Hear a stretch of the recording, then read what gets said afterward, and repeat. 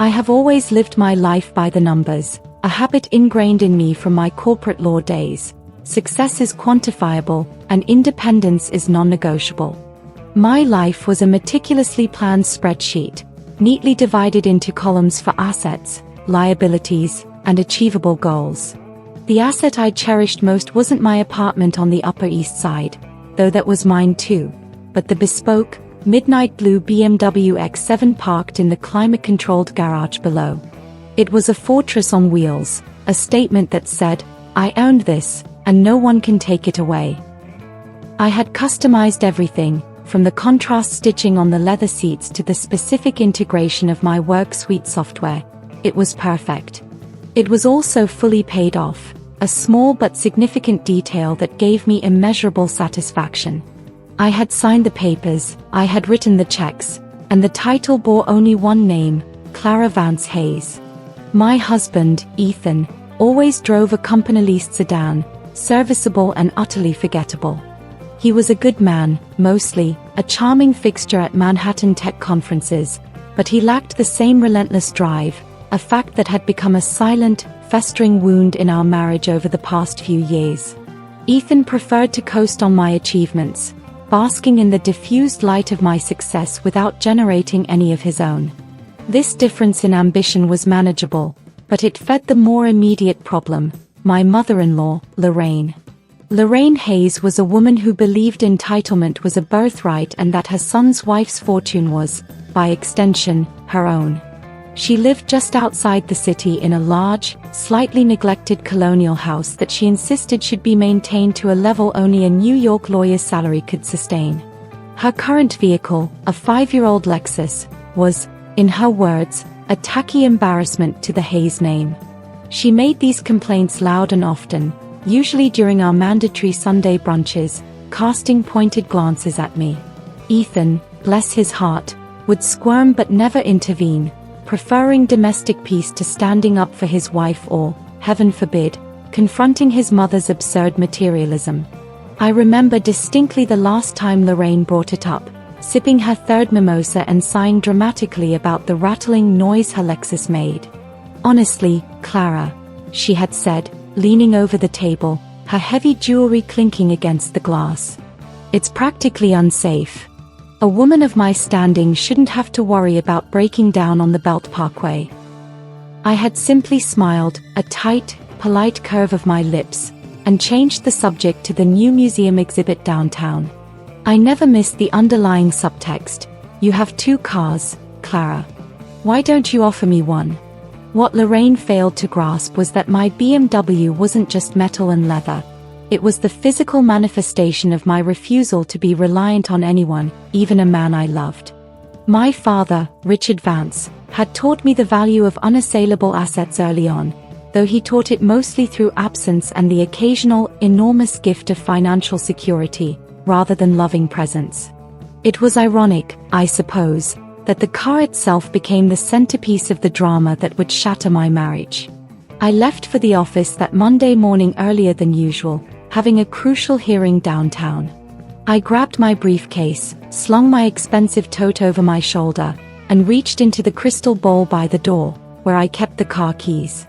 There was the silver-trimmed fob for my office, the plain brass one for the apartment, and the heavy, solid key for Ethan's company car.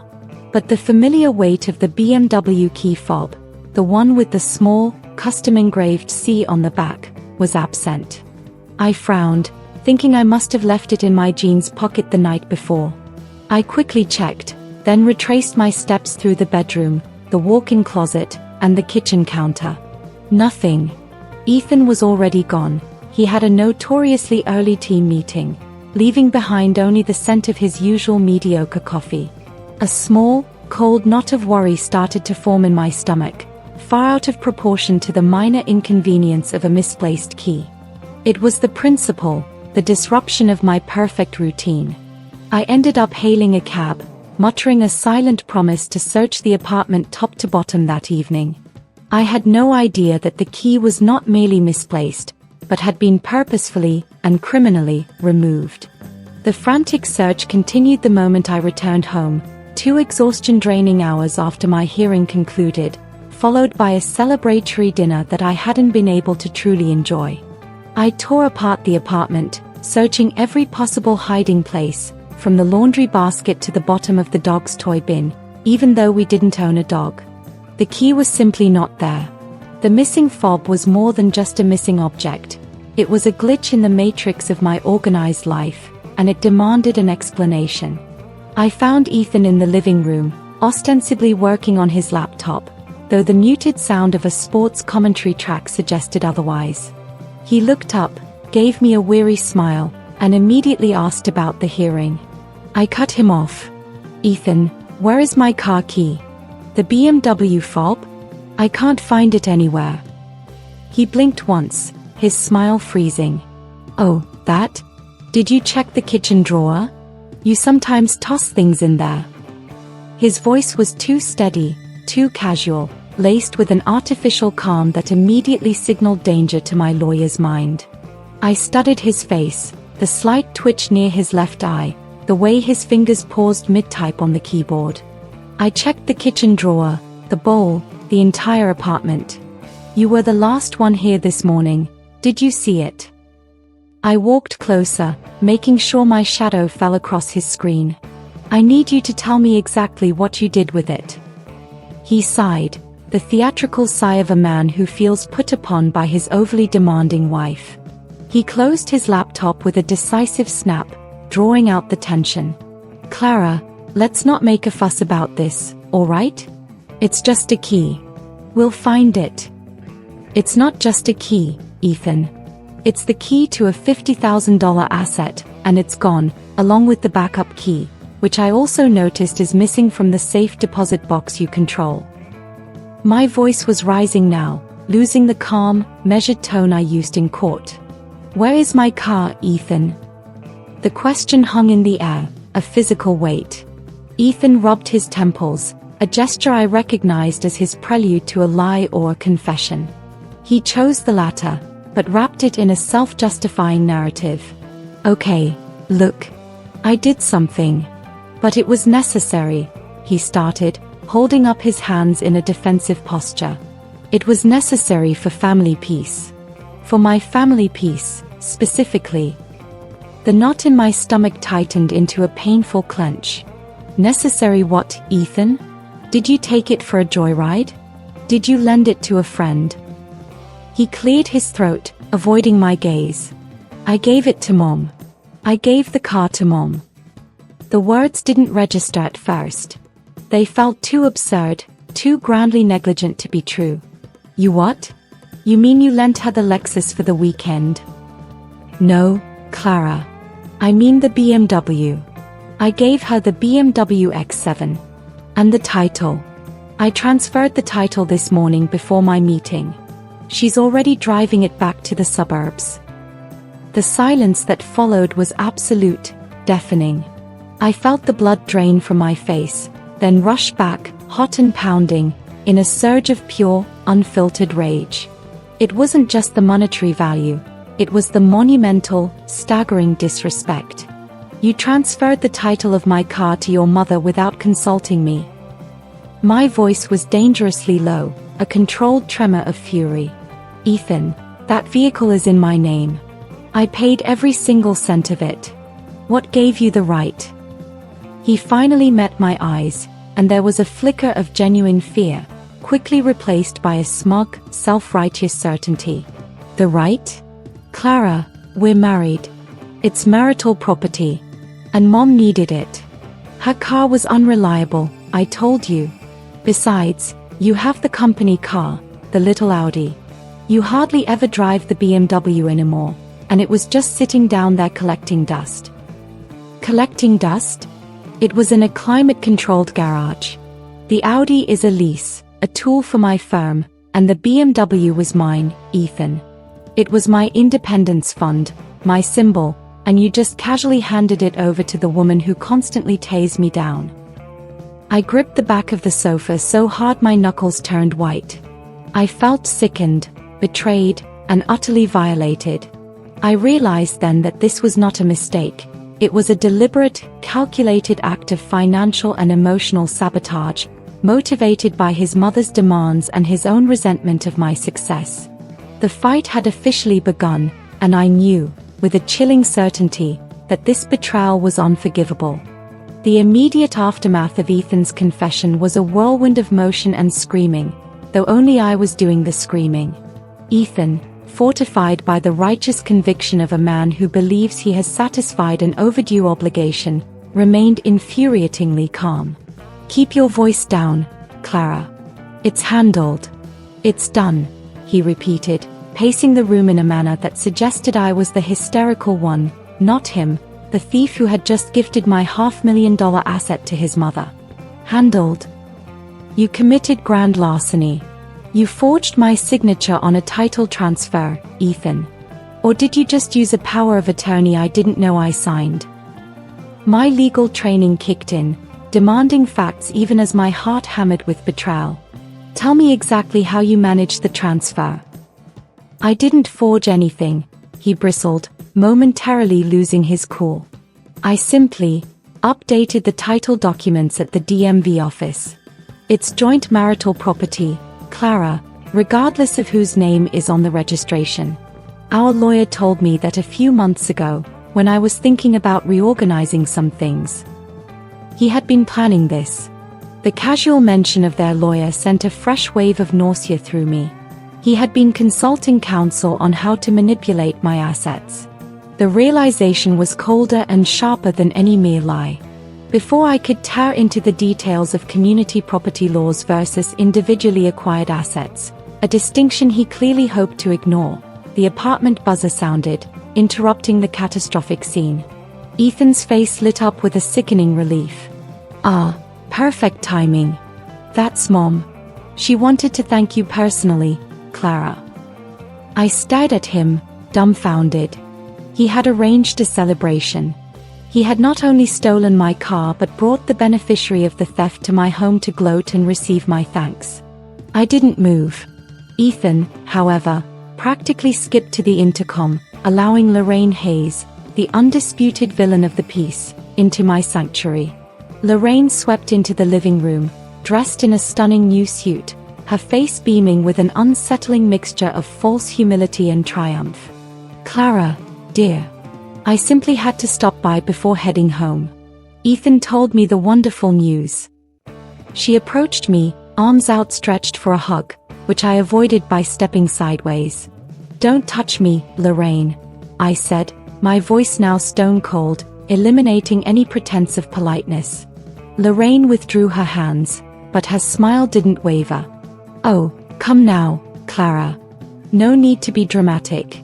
It was a perfectly sweet, generous gesture. And honestly, it's about time. That old Lexus was terrible for my back, and this new BMW, well, the seats are like heaven. It has the perfect height for getting in and out. The sheer audacity of her statement left me momentarily speechless. She spoke as if I had been holding out on her, denying her a basic necessity. Ethan stepped between us, putting a placating hand on Lorraine's shoulder. "See, Clara? She loves it. We're family. You have the means, she had the need. It's simple redistribution. It's smart, actually. You already have a reliable, paid-for luxury asset, your firm's Audi. This way, we're optimizing the family fleet." Optimizing the family fleet. I choked out a laugh that was dangerously close to a sob. "It was never part of the family fleet, Ethan. It was my personal car. And if you were so concerned about her comfort, why didn't you spend your own money and buy her a new SUV?" "Because I don't have your salary, Clara. That's the point." Ethan exploded, finally revealing the ugly, festering root of the issue. "You make 3 times what I do. You flaunt it. You buy this ridiculously expensive car just to drive to your office, and then you let it sit. This was practical. This was fair. You have more than enough." Lorraine nodded vigorously, chiming in to support her son. "He's right, darling. You're such a successful woman, a true powerhouse. Surely, you can afford to part with a car that was simply access to your needs. This is what marriage is about, sharing. And frankly, my dear, after all the sacrifices I made raising this wonderful man, a vehicle of this quality is the least I deserve." The words "deserved" and "excess" hit me with stunning force.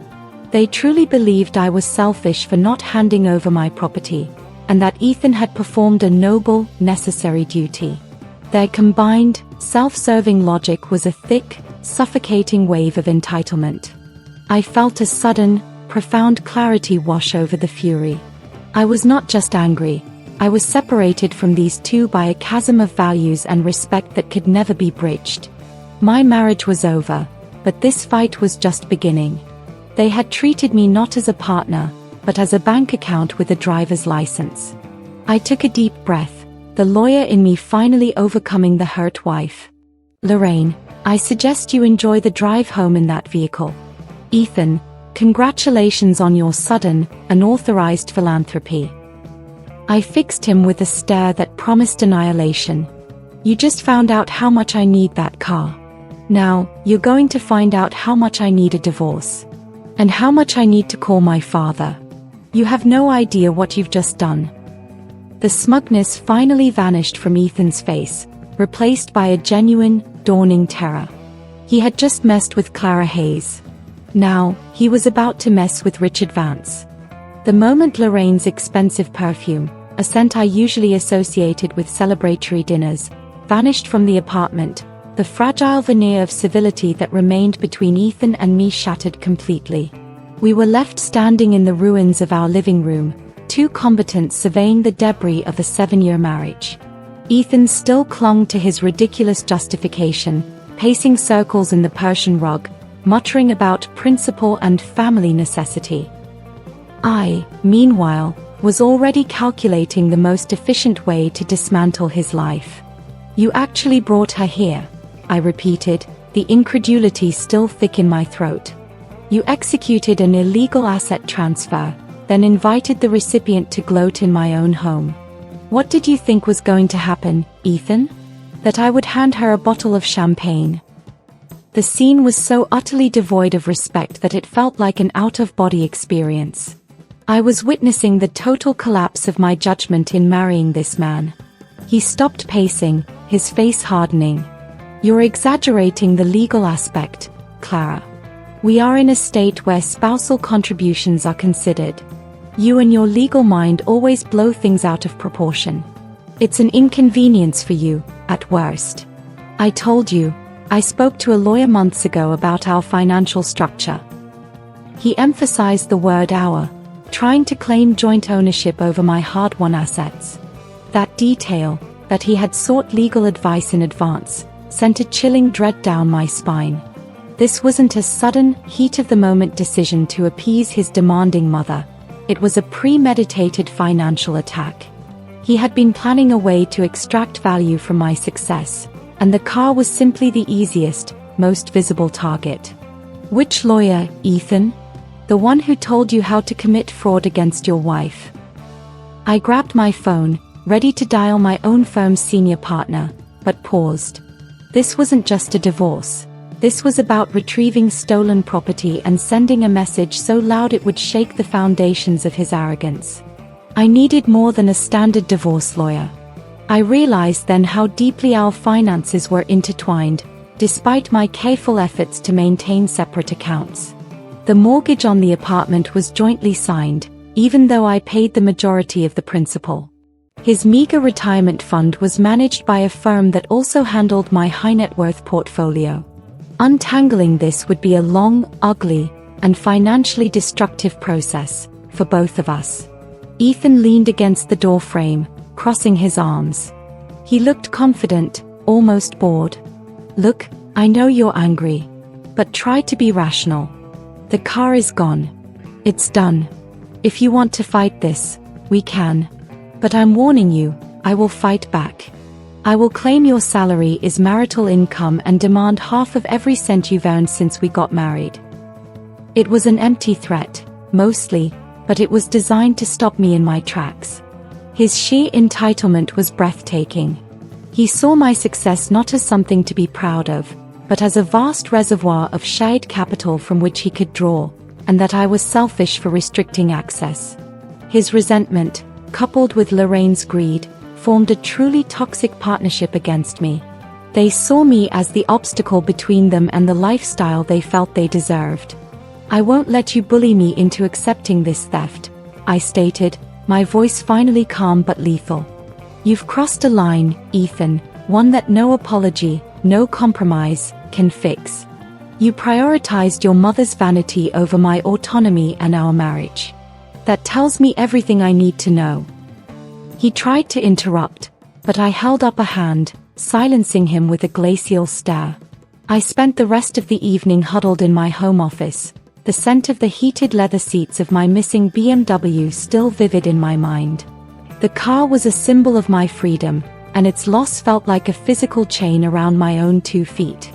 I began drafting the first legal documents, but my instincts told me this required a different approach. A legal fight would be slow, public, and expensive, and the outcome over a gifted asset was murky. What I needed wasn't a lawyer, I needed a tactical nuclear deterrent. I needed someone who operated outside the slow, bureaucratic constraints of the justice system, someone who could deliver swift, undeniable consequences. There was only one person on the planet capable of that kind of intervention.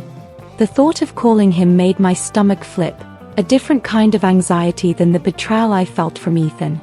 It meant inviting the most complicated, demanding, and powerful figure from my past back into my life. It meant admitting, however silently, that I couldn't handle this on my own. I needed Richard Vance. My father, Richard Vance, was not a man you called on a whim. He was a force of nature, a titan of finance and industrial acquisitions whose personal life was as sparse and cold as his penthouse in London. Our relationship had always been defined by distance and large, impersonal gestures, trust funds, property deeds, and the occasional phone call demanding a status report on my career progression. I sat staring at his contact card on my screen for nearly an hour, the name Richard V, London glowing like a forbidden beacon. I had prided myself on not needing his help, on building my entire life and career, the one Ethan resented, without leveraging the Vance name. But now, my entire foundation was under attack, and the usual legal tools felt dull and inadequate for the surgical precision this problem required. I realized that Ethan and Lorraine had miscalculated severely. They had assumed my resources were my resources alone, governed by the laws of marriage. They failed to grasp that my financial universe was merely a satellite orbiting the giant sun that was the Vance conglomerate. They thought they were taking my car, they were actually swiping an ornament from my father's vast treasury. I hit the call button, the transatlantic connection delay creating a moment of terrifying silence. When his voice finally came through, deep, slightly rough, and instantly authoritative, I felt like a nervous law student again, not the senior partner I actually was. "Clara, you never call me unless someone has made a severe mistake. Please tell me it's not you." I took a shaky breath and recounted the entire saga, stripping away the emotional layer and delivering the facts in clipped, legalistic sentences. The purchase, the sole title, the mother-in-law's entitlement, Ethan's premeditation, and the unilateral transfer. I didn't mince words about the betrayal or the feeling of violation. He listened without interruption, his silence more terrifying than any outburst. When I finished, the quiet on the line stretched out, punctuated only by the faint static of the connection. I waited, bracing myself for a lecture on vigilance or financial common sense, or perhaps even a dismissal of the situation as trivial.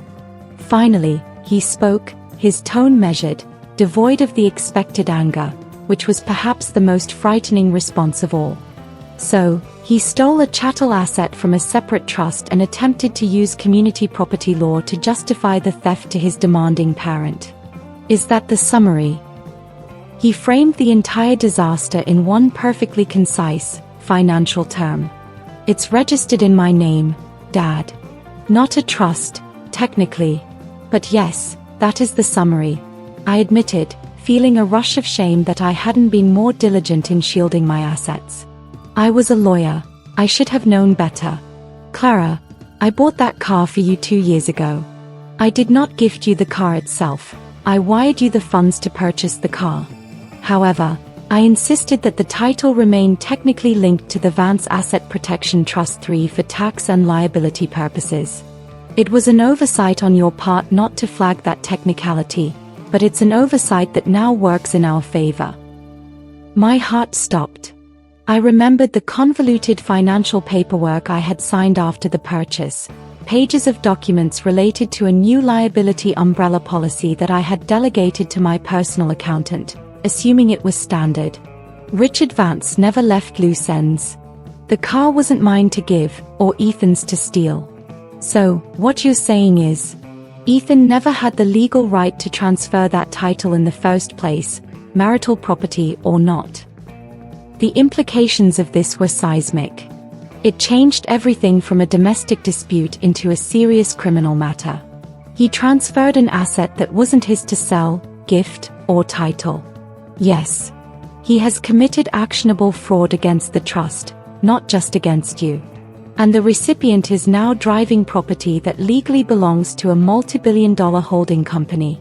This is no longer about the car, Clara. This is about leverage. And I always prefer to have all the leverage. He paused again, and I could almost hear the gears of his formidable mind clicking into place, formulating a precise, devastating strategy. I'm sending my jet. I will be in New York in 10 hours. Do not speak to Ethan. Do not speak to Lorraine. Do not sign a single document. Just wait. And let me clean up the mess. The line clicked, leaving me with a sense of dizzying, terrifying relief. Richard Vance didn't land his private jet at the usual large commercial airports. He landed at a small, discreet executive airfield far from Manhattan, bypassing the media and the usual fanfare his arrival would typically generate. He was in New York, and no one knew it but me. This immediate, almost military-level discretion confirmed the gravity of the situation in his eyes. I met him at a secluded townhouse he maintained in the West Village, a property I hadn't even known existed, instead of our usual corporate meeting spots. The house was elegant, minimalist, and staffed by a silent, efficient team that moved like shadows. It was a perfectly insulated fortress, a temporary command center. When I saw him, he looked exactly as he always did. Tailored suit, silver hair immaculately groomed, and eyes that missed absolutely nothing. He didn't offer a hug or a word of comfort, only a crisp nod and a gesture toward a deep leather armchair. Details, Clara. From the moment you discovered the key was missing to the moment you called. I need the specifics of Ethan's phrasing about the marital property claim. I sat opposite him, delivering the account one more time, feeling oddly energized by his focus. He was the ultimate professional, viewing my personal crisis as a hostile takeover attempt requiring a specialized defense strategy. He took notes on a small, leather-bound pad, his concentration absolute. I emphasized Ethan's resentment, Lorraine's sense of entitlement, and how they had tried to gaslight me into believing I was selfish for owning too much. They genuinely believe that because I own more, I should simply absorb the cost of upgrading their life, I concluded, my voice tight with lingering indignation. Richard set down his pen and leaned back, his gaze steady. Greed is predictable, Clara. That's why it's manageable. Resentment, however, is volatile. Ethan isn't just angry about the money, he's angry that you are the primary engine of your shared status. He tried to reclaim his perceived dominance by taking something you valued, something you paid for, and giving it to his mother, the only woman he feels safe with. He paused, a tiny, almost imperceptible smile touching his lips. It's a classic power play, but terribly executed. He failed to understand the difference between ownership and legal possession, a fundamental error. The way he dismissed Ethan's actions as an intellectual failure rather than a moral one was chillingly effective. So, what's the strategy now? I asked, leaning forward. Do we file a police report? Do we sue Lorraine to recover the asset? That will still take months. I wanted immediate, devastating consequences, not a slow bureaucratic crawl. We don't sue to recover the asset, Clara. We send a demand to seize the asset and levy a fine on the possessor. It's a subtle but important distinction. The asset is not yours or Ethan's, it belongs to the trust, which I control. And we will leverage the full weight of that company to retrieve it, making the process faster and infinitely more intimidating. He then made the cryptic comment that stuck with me. Ethan thought he was fighting a standard divorce. He focused on the structure, your joint bank account, the mortgage, the car registration. But he ignored the foundations. And in this case, the foundation is that nearly every major financial asset you touch is protected by an invisible, impenetrable shield that he didn't know existed. He signaled to a member of his team, a lean, expressionless woman named May, who immediately slid a tablet across the table. May has already contacted the DMV in your state. The title transfer executed by Ethan Hayes this morning is under immediate suspension pending a full investigation into potential fraud against the holding entity. The paperwork is being prepared for immediate delivery to his mother's residence. The speed was astonishing. Within hours of my call, my father had initiated an invisible tidal wave of legal action. I realized that Ethan's world was about to be obliterated not by a messy lawsuit, but by a quiet, efficient, corporate machine. The car was just the trigger, but the target was Ethan's arrogance and the assumption that he could ever outmaneuver Vance. The next 48 hours were marked by an eerie calm in my apartment, contrasting sharply with the furious activity swirling around Ethan's and Lorraine's unsuspecting lives. Richard had forbidden me from initiating contact, advising me to maintain the facade of a wounded wife waiting for a formal legal consultation. The silence was torture, but the thought of the legal trap snapping shut was too satisfying to disrupt. Meanwhile, Richard's team, working out of the hidden West Village office, was moving with the surgical precision of an elite military unit. I was given access to the digital documentation they were compiling, and the details of the loophole were even more complex and beautiful than I had first imagined. It turned out that when I initially purchased the X7, Richard had instructed his internal legal counsel to utilize a lesser-known provision related to high-value assets.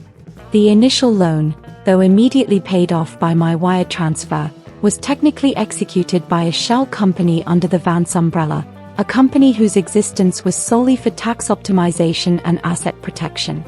The official title document that Ethan had submitted to the DMV was indeed in my name, Clara Vance Hayes, but it contained a subtle, easily overlooked field indicating a prior security interest held by this shell company.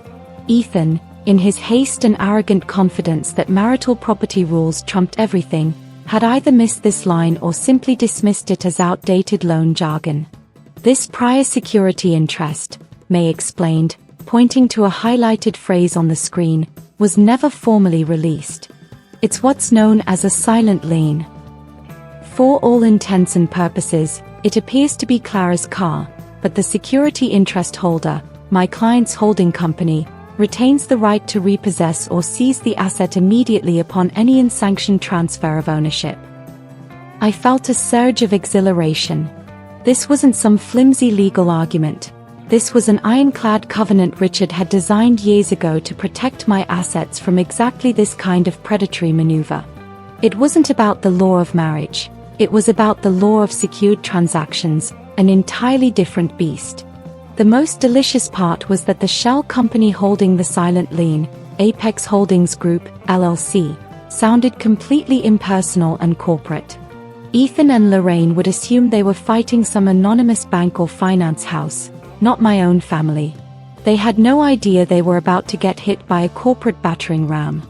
Richard's team wasn't just pursuing the car, they were pursuing the cost of the fraud. Because the transfer was unsanctioned, it constituted a breach of the security agreement, triggering a massive penalty clause written into the original loan documents, a fee that exceeded the original value of the car itself. The penalty is $150,000, May confirmed, showing me the fine print, which I hadn't even bothered to read years ago. And it's payable immediately by the party that initiated the transfer, Mr. Ethan Hayes, and the party currently in possession, Mrs. Lorraine Hayes. They are jointly and severally liable. I stared at the number, feeling a dark, cold sense of justice. They wanted my car because it was excess to my needs.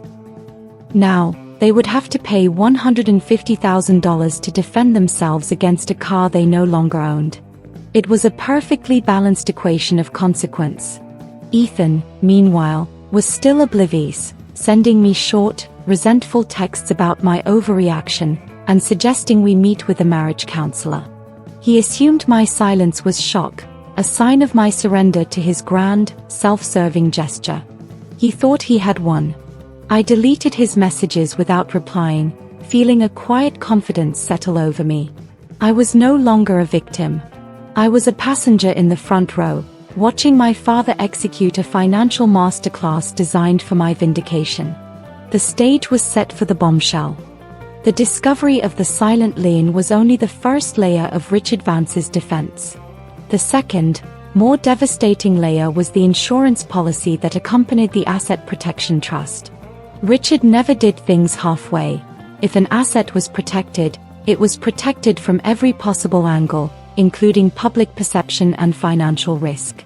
My father explained the concept over a rare, private dinner in the townhouse, served by the silent staff. When an asset is tied to a security interest, the security holder also mandates the terms of the insurance. The BMW X7, while insured in your name for driving liability, had an overarching policy covering asset loss and title integrity, paid for by the trust. He leaned forward, his eyes glinting in the soft light. This particular policy has a clause that treats the unsanctioned transfer of title not merely as a breach of contract, but as a deliberate attempt to defraud the asset holder. This is the insurance bombshell, Clara.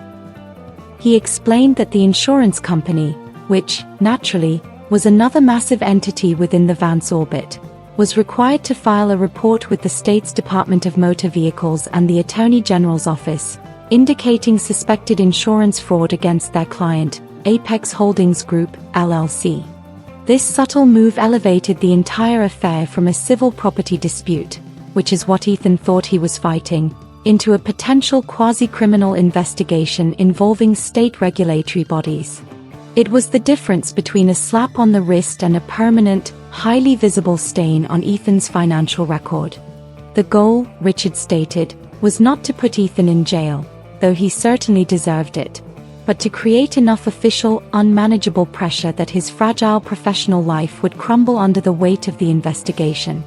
A man in Ethan's visible position could not afford a financial fraud inquiry, no matter how quickly it was resolved. Ethan's biggest asset is his reputation, Richard observed, cutting into his stake with slow, deliberate movements. If the firm he works for, or the clients he manages, learn that he is under investigation for potential title fraud involving a $150,000 asset, his entire career architecture collapses. That's the real leverage. I thought back to Ethan's smug confidence, his insistence that I was overreacting. He had no idea the house of cards he had built was already beginning to sway. He was still focused on the immediate, tangible loss, while Richard was targeting the systemic failures of his life choices. The paperwork related to this insurance bombshell was already drafted.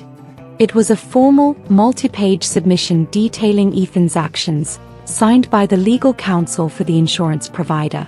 The language was sterile, technical, and absolutely damning. It didn't accuse, it merely reported facts that led to an inescapable conclusion of fraudulent intent. My father's meticulousness was breathtaking. He had protected me from divorce predators years before I even suspected I might marry one. It wasn't about love, not in the traditional sense, but it was about a deeply ingrained, almost territorial form of protection that only Richard Vance could provide. The final piece of the puzzle was the timing. Richard wanted the documents to land on Lorraine's doorstep and Ethan's office desk at the exact moment she was celebrating the theft. The theatricality of the impending collision was not lost on him, or me. We both understood the power of humiliation. "It's ready to launch," Richard announced, checking his diamond-studded watch. "We wait for the perfect moment. I hear your mother-in-law is quite the socialite in her suburban enclave. We should aim for maximum audience participation." He smiled, a genuine, shark-like grin that suddenly made me realize why he was the most feared man in corporate finance. The perfect moment arrived 3 days later. Ethan had been conspicuously avoiding the apartment, likely staying with his mother in the suburbs, hoping the storm of my anger would pass. I received an anonymous tip, later confirmed by Richard's network of information, that Lorraine was attending the annual Chairman's Circle luncheon at a prominent country club, an event where status was flaunted and judgment was the primary currency. Lorraine, of course, would arrive in her new, ostentatious possession. The BMW X7, already a status symbol, had been further embellished by her with a ridiculously customized vanity license plate she'd rushed through the DMV, a detail that made the legal paperwork even more specific. She was driving around with a sign advertising her crime. I was not present, but Richard's team had eyes everywhere. They described the scene to me in vivid detail: the glittering, wealthy crowd, the valet parking lot filled with Mercedes and Teslas, and the moment Lorraine pulled up in the magnificent, midnight blue X7 that was legally mine. She reportedly made a show of handing the key to the valet, loudly mentioning that her son, bless his generous heart, had insisted she trade in her old clunker for something more suitable for a woman of her standing. The vehicle, they reported, was parked prominently near the entrance, a beacon of her stolen pride. At precisely 12:30 p.m., as the ladies were settling in for the soup course, the wheels of justice, or rather, Richard Vance's legal machine, began to turn. A plain, black, unmarked sedan pulled up to the curb. Two professional, impeccably dressed individuals, May and a large, silent man who was definitely not a lawyer, emerged, carrying two identical, sealed manila envelopes. They were not subtle. They needed to make an impression. The first stop was the valet desk. They demanded the keys to the BMW, identifying themselves as legal counsel representing Apex Holdings Group, LLC. The valet, intimidated by their demeanor and the official-looking documents, initially hesitated. May then produced a temporary restraining order issued by a judge in a distant county, a maneuver that bypassed any local red tape, mandating the immediate seizure of the vehicle due to fraudulent title transfer and security interest breach. The valet handed over the keys. The second stop was inside the dining room. An aide discreetly interrupted the luncheon, finding Lorraine Hayes just as she was boasting about the car's luxury features. The aide handed Lorraine the manila envelope. Inside were two documents, the cease and desist, and the notice of financial penalty.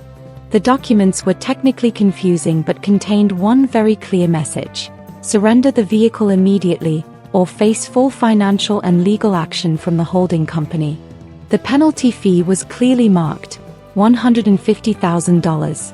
Lorraine, believing it was a solicitation or a bill, initially scoffed and was about to toss the envelope aside.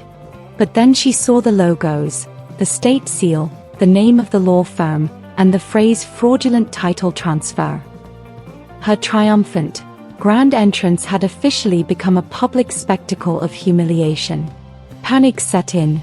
She fled the luncheon, her excuses about a sudden family emergency falling flat. She rushed to the parking lot, only to find May and her silent partner waiting by the BMW. The final act of that scene was the most beautiful. Lorraine, red-faced and sputtering, was forced to watch as the professionals executed the seizure. May didn't even speak, she simply pointed to the car, then to the documents. The large man then got into the driver's seat. Lorraine was left stranded at the curb of the most exclusive country club in the county, watching my stolen property drive away, carrying the weight of a six-figure fine. The immediate aftermath of the car seizure was pure chaos. Ethan finally returned to our apartment that evening, not with the smug defiance of a man defending his family, but with the sweaty, desperate panic of a cornered animal. He had received his own identical envelope at his office, but his contained an added threat, a formal notice of the impending report to the Attorney General's office concerning the insurance fraud aspects. He burst into the living room, throwing the documents onto my coffee table, his hands shaking. "What the hell is this, Clara? Who is Apex Holdings Group? They took the car. They literally took the car from Mom's luncheon. She's ruined." She called me hysterical. She's demanding to know how they could possibly have done this.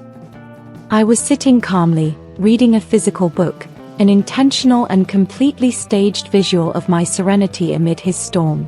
I looked up slowly, taking my time to mark my page. "It's a legal demand, Ethan. It appears you transferred an asset you didn't fully own.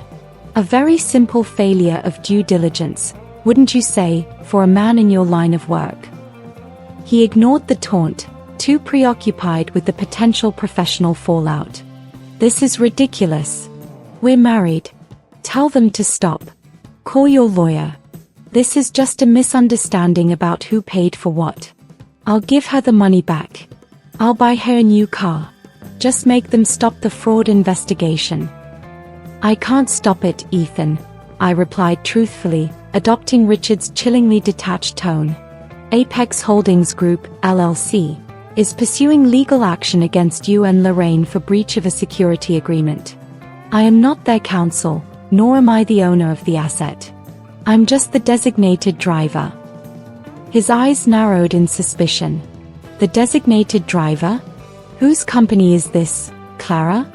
Who is protecting a single BMW X7 with this level of corporate attack? This isn't just a finance company. This is deliberate. Did you call your father?" I remained silent, allowing the accusation to hang in the air, transforming itself into a terrifying realization in his mind. The moment he connected the dots, the ruthless efficiency, the complex legal maneuvering, the total disregard for local jurisdiction, he realized he hadn't just angered his wife, he had activated a sleeping giant. "Vance," he whispered, the name tasting like ash in his mouth. "This is Richard Vance's company. Your father. You went running to your father over a car?" The disdain was still there, but it was drowned in sheer terror. "You stole an asset from his trust, Ethan. Not from me. You made the mistake of underestimating the protective measures placed around a Vance asset. And yes, I called him. Because you crossed a line that I could not forgive, and you left me no other choice." I finally stood, meeting his gaze. He tried one last desperate plea. "Clara, please. I'm begging you. If this fraud report goes to the Attorney General, it will ruin my career. I won't be able to get a new job. I won't be able to secure credit. Just talk to him, tell him it was a simple spousal error, that we're resolving the divorce amicably." "Amicably?" I echoed, walking slowly toward the door. "You stole from me to placate your mother's ego, then tried to gaslight me into accepting it. There will be nothing amicable about this divorce, Ethan. Now, I suggest you call the lawyer you consulted when you planned this theft and ask them how to handle a formal demand from Richard Vance's legal team. You have 24 hours to comply with the seizure notice before the penalties escalate." I left him standing there, documents scattered on the floor, the realization of his catastrophic mistake finally sinking in. The sight of his raw, unfiltered fear was more satisfying than any apology could have been. The next morning, Ethan's panic was evident in the rapid-fire succession of desperate texts and unanswered calls that flooded my phone. He wasn't talking about marriage counseling or compromise anymore. He was talking about settlements, waivers, and non-disclosure agreements. He knew he was facing a power far beyond his ability to counteract. His greatest fear materialized midday. His boss called him into a closed-door meeting. While Richard had not yet directly intervened with Ethan's firm, his network was already disseminating concerned inquiries through relevant industry channels. The whispers started instantly. Why is Hayes under investigation for financial fraud? Is he trustworthy with client assets? The whispers were effective. Ethan's boss informed him that while they weren't accusing him of anything, his security clearance had been temporarily suspended pending clarification of the public record regarding the Apex Holdings claim. Essentially, he was benched, cut off from his livelihood, all because of a $150,000 car. This news, relayed to me in a voicemail laced with actual sobs, was the final, critical piece of leverage. Richard had crippled him professionally before even having to show his hand fully. The man who had prided himself on his status and connections was now jobless and facing a six-figure fine, all thanks to his attempt to steal my independence. Lorraine, meanwhile, was threatening her own legal action, claiming harassment and public humiliation, but her lawyer quickly advised her to stand down. They understood that engaging in a legal battle with a corporate entity of this size, over property that was clearly subject to a security interest, was financially ruinous. Her lawyer simply advised her to cooperate and prepare for the fine. I finally met with Richard and his counsel to prepare for the final confrontation. We decided to hold the meeting not at my apartment, but in the most intimidating environment possible, the conference room of one of Richard's flagship New York law firms, located high above the city, with panoramic views that emphasize the smallness of anyone seated at the table. "He needs to understand the scale of his miscalculation, Clara," Richard stated, reviewing the final terms of the divorce settlement we had drafted. "He assumed he could take a piece of your pie. He needs to realize that the entire bakery is owned by me, and he just tried to commit fraud on the balance sheet." The divorce terms were ruthless. Ethan would receive only his individually contributed assets and retirement accounts.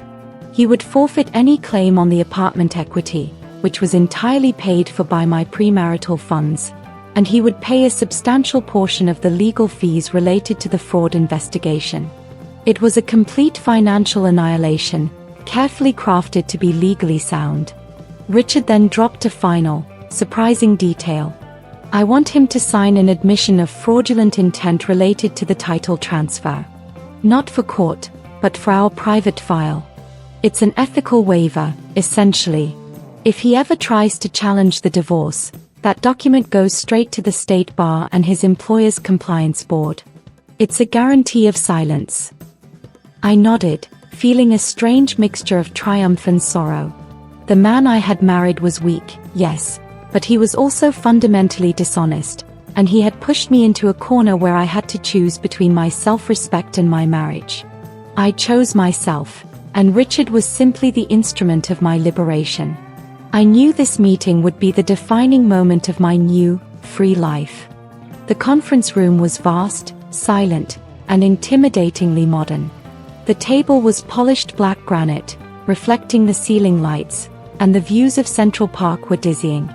I sat next to Richard and his lead counsel, two formidable figures who exuded cold, quiet power.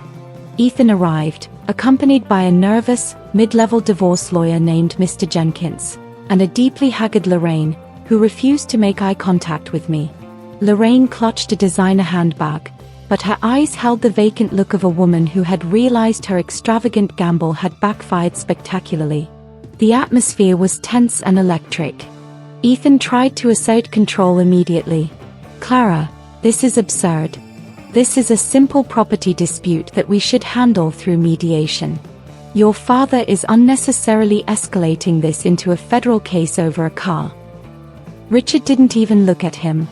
His counsel, a woman named Ms. Chen, took the lead, her voice smooth and utterly devoid of emotion. "Mr. Hayes, this is not mediation. This is a final settlement conference concerning the fraudulent transfer of an asset secured by a $150,000 lien and the associated six-figure penalty, which you and your mother are jointly liable for. The primary topic, however, is the dissolution of your marriage to Ms. Vance Hayes." She slid a thick folder across the table, containing the divorce terms, the security agreement, and a copy of the seizure order. Ethan's lawyer, Mr. Jenkins, flipped through the documents, his face growing paler with every page. He whispered urgently to Ethan, "This security agreement is ironclad, Ethan. You're in deep trouble." Richard finally spoke, his voice quiet but commanding. "Mr. Hayes, you tried to steal. That is the only relevant fact. You targeted an asset you assumed was vulnerable because you were married to the owner. You were mistaken. The asset was never your wife's to gift. It belongs to the trust." Then came the full financial reveal. Ms. Chen presented the documentation detailing the $150,000 penalty, payable to Apex Holdings Group, LLC, within 48 hours. She also presented the evidence of the pending insurance fraud report, detailing how Ethan's actions met the criteria for criminal fraud against the holding entity. Lorraine finally broke her silence, her voice a reedy whine. "This is harassment. I didn't steal anything. I simply accepted a gift from my son. You can't fine an old woman for accepting a car." She looked at Ethan, pleading, "Fix this, Ethan. Tell them you're retracting the transfer. You accepted a vehicle under a fraudulent title, Mrs. Hayes," Richard cut in, his eyes drilling into her. "And because the transfer was unsanctioned, you are liable for the breach.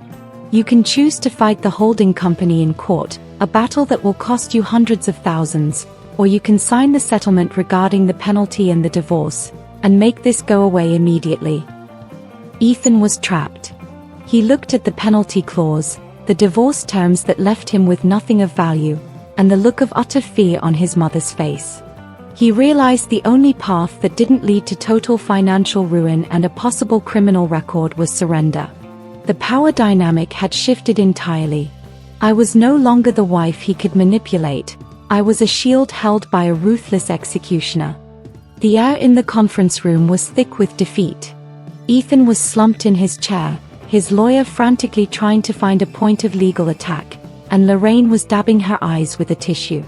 Richard Vance let the silence fester for a full 5 minutes, allowing them to absorb the weight of the $150,000 fine and the career-ending divorce terms. Then, Richard decided to deliver the final, crushing blow, the real shock promised in the title. This was not just about the car. It was about demonstrating the absolute, unassailable nature of his power.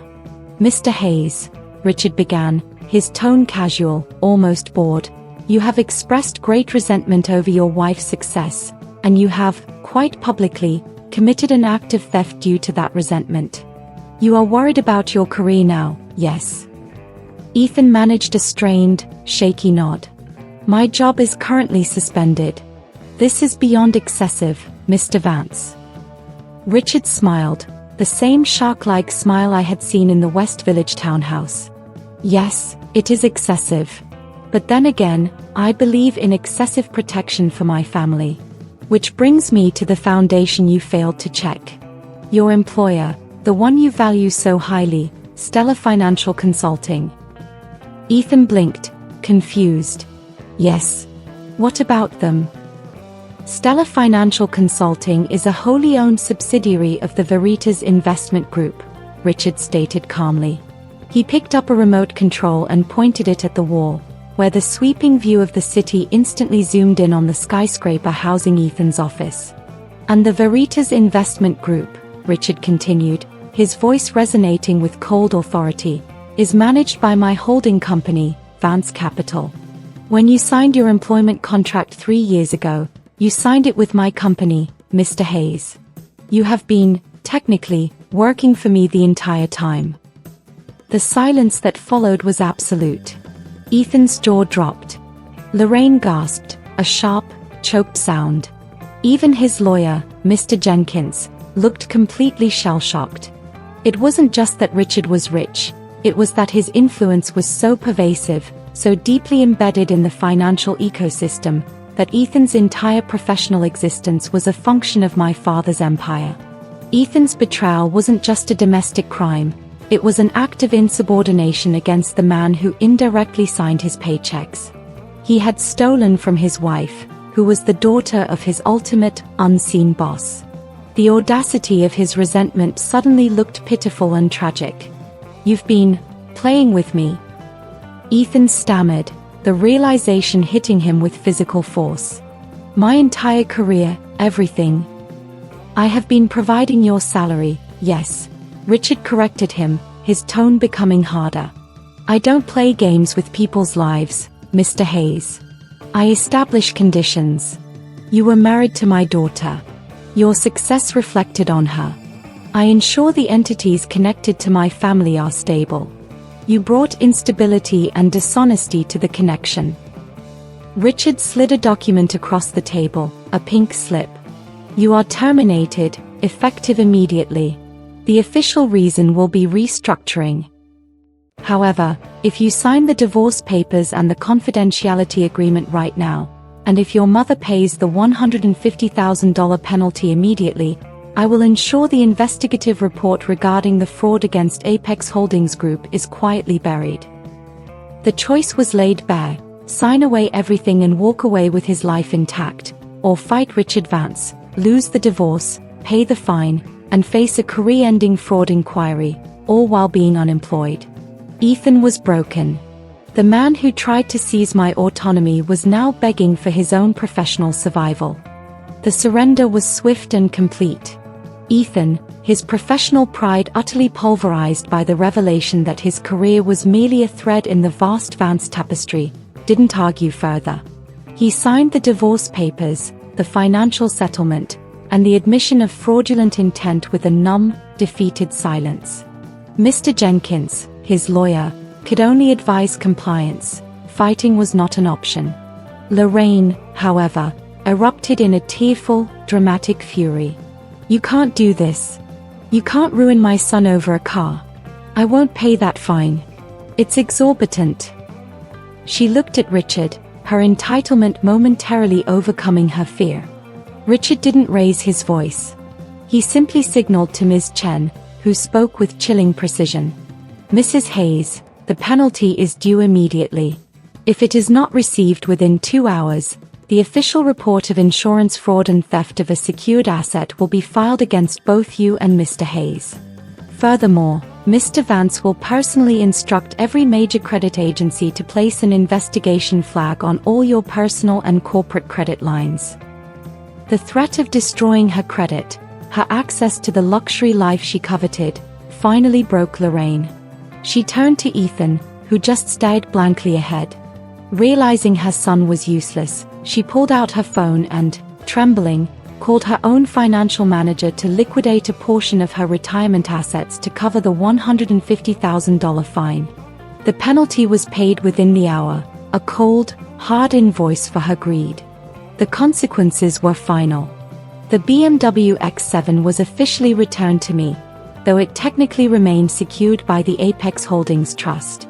Ethan was escorted out of the law firm's office, a disgraced, jobless, and soon-to-be divorced man.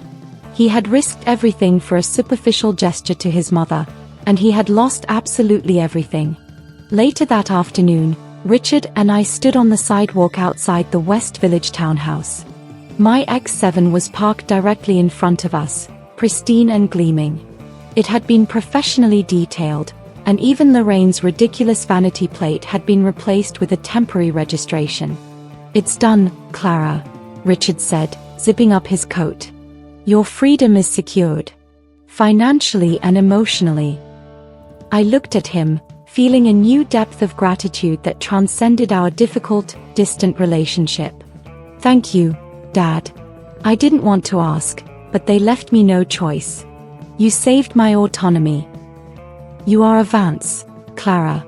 We do not surrender assets, especially not to petty opportunists. Just remember this lesson. The real power is the power you wield invisibly. The car was bait, and they took it.